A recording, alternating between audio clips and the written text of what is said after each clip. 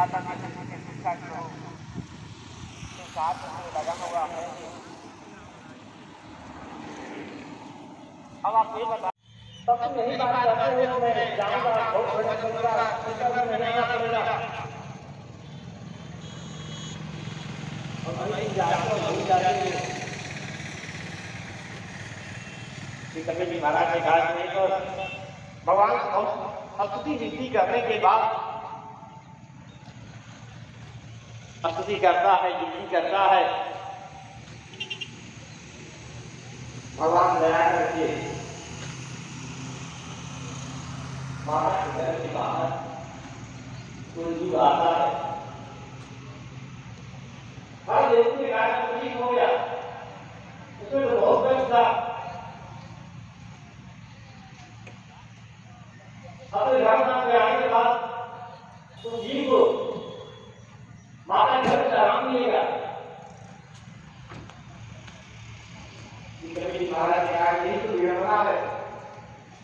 ऐसे काल जीव आता है, भगवान क्या कराता है, मैं जाऊंगा उनका भजन करूंगा, फिर आराम नहीं पड़ेगा, अपना पुरुषार्थ नहीं दिखा पाता है, शरीर शिथिल हो गया और वहीं पर नदी बहने लगी और उसी नदी से एक सरोवर उत्पन्न हुआ जिसका नाम है बिंदु सरोवर। बिंदु सरोवर उत्पन्न हुआ। श्री कपिल जी महाराज माता के अपने संस्कार किए। संस्कार करने के बाद एक ही तो पुत्र थे, 9 पुत्रियों का विवाह हो चुका था।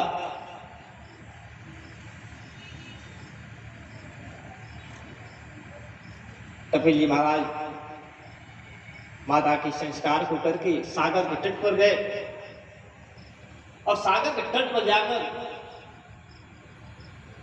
भगवान का ध्यान चिंतन करने लगे। सांख्य शास्त्र का उपदेश दिए। सांख्य शास्त्र का अर्थ होता है कि हमारे कपिल जी के आश्रम में बांध दिए थे। सागर के 60,000 पुत्र गए, देखे कि